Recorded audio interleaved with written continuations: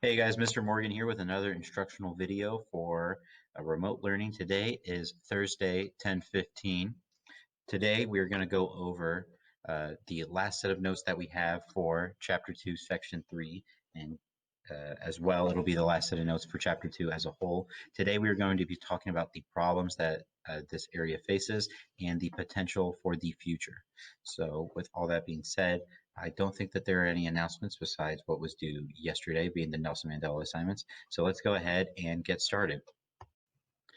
All right, guys, so today we are going over the problems and potential of the area of Southern and Eastern Africa. So let's go ahead and get started on our notes. Problems and potential. Many obstacles stand in the way of development in the region. We have political violence, low literacy rates, and poor transportation are all examples of things that hold back the countries of Southern and Eastern Africa.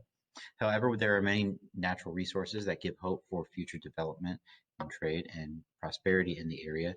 Kenya and South Africa both are examples that show that progress is possible.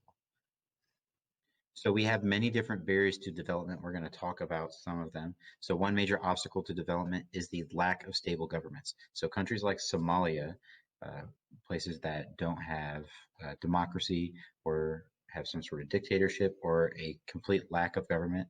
Somalia is an example of this, is ruled by competing militias and warlords, and violence is common in the area. So one example that we see in Somalia is that of Somali pirates, not the type that you would see in a Disney movie like Jack Sparrow, but more along the lines of people on speedboats hijacking cruise ships and other ships like that, and taking hostages for ransom money. We see this all the time in places like Somalia, uh, and it is something that is very rampant in this area. Another obstacle that we have for development is the lack of resources in some countries. So while some countries have an abundance of resources, others have very few. So frequent droughts have helped keep Ethiopia incredibly poor. We're going to see later how the lack of resources plays into some other ways that we see obstacles in the area. But while some have an abundance of resources like gold or diamonds, they may be lacking in things like farmland. So they make up for that by having a large amount of wealth and then being able to afford food aid from other countries. Some countries have large amounts of farmland and then do not have to worry as much about droughts affecting their people. We talked in the first section about how droughts affect the area, but Ethiopia stays incredibly poor because they have very little farmland, and the droughts that happen affect them on a much larger scale. So continuing with barriers to development, we see corruption and lack of education. So corruption keeps scarce resources from those who need it in similar countries. So this can be in the way of a dictator, warlords, or any number of things that are similar to that. So what they do is they keep those that are strong or rich, rich, and those that are poor, incredibly poor.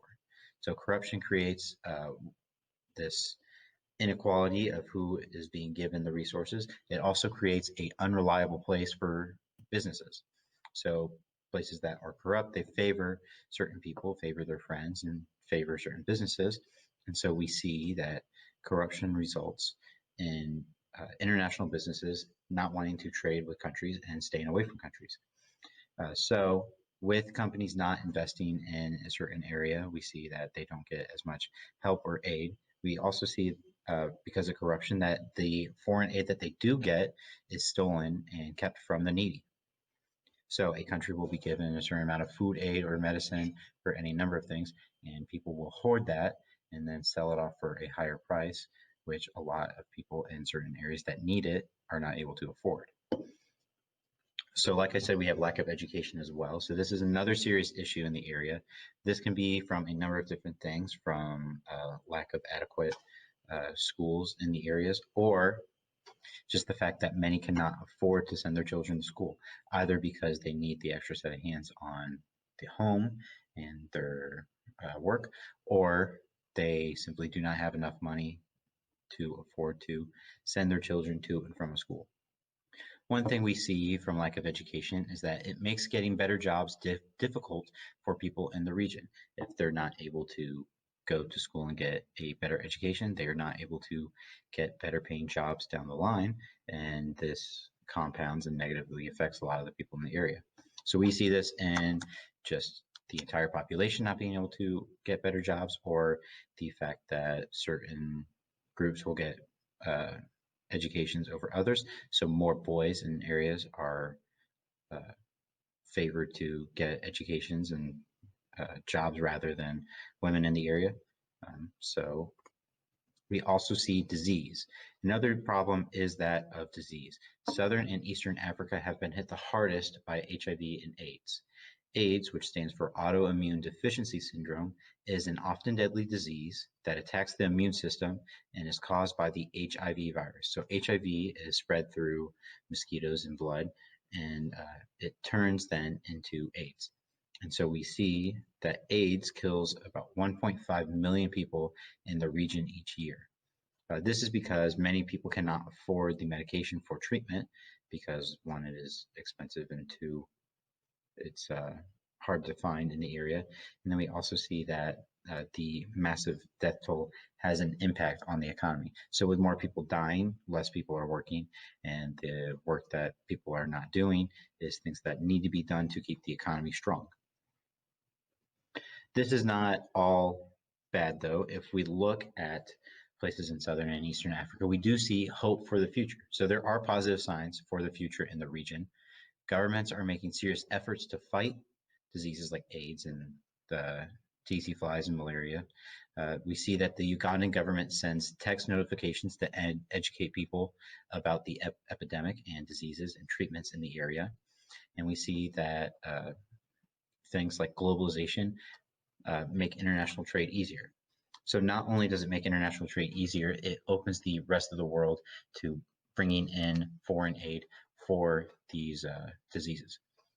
Globalization does make international trade easier. It allows countries to trade more with outside groups and countries rather than just focused on those around them that they have borders that they share. So with this, with more businesses trading with African countries, we see more development in the area. The more money that gets sent to places like Africa, whether it be through foreign aid or whether it be through business dealings, the better we see the area develop and progress. We also see foreign governments and non-governmental organizations, or NGOs, aid the region. NGOs are groups that operate with private funding to help deal with environmental problems, poverty, disease, and conflict. So this will be similar to how the United Nations or the African Union would send in peacekeepers or supply aid, or the World Health Organization would supply medicine and aid to places like Somalia and Ethiopia. Non-governmental organizations are those that are not tied to any one group like the United Nations, and they can work more freely and are less restricted by certain things. The only thing that they are restricted by is their funding. So NGOs are able to do a lot for this area. They provide more opportunities for education, especially for women. Nations in the region have formed different organizations as well. So like I said, we talked about the United Nations and the African Union. This is one example of a organization that works together between the countries to solve certain issues. So between things like the African Union working with other African countries, the United Nations working between European countries and African countries, and then non-governmental organizations. There are many different groups and many large amounts of people that are working to help progress the countries in Southern and Eastern Africa. So that covers all of our notes for today, and the last of our notes for Chapter 2, Section 3. There is a review assignment that you can start to do because next Wednesday is our test. So tomorrow we are going to have our vocab map. Monday you are going to get your study guide, and then we will do a review on Tuesday, and Wednesday will be our test. let me know if there's anything that you need me to cover in more detail, or if there's anything I can do to help you guys, or if there's anything you want to know more about. I am always open to questions if you have something you want to ask me. Um, with that, I think that's everything that we have for today, just the review assignment and the notes. And then, yep, that's it. I covered the things that we're going to do Friday and next week. Have a nice day. I will see you guys tomorrow. Bye.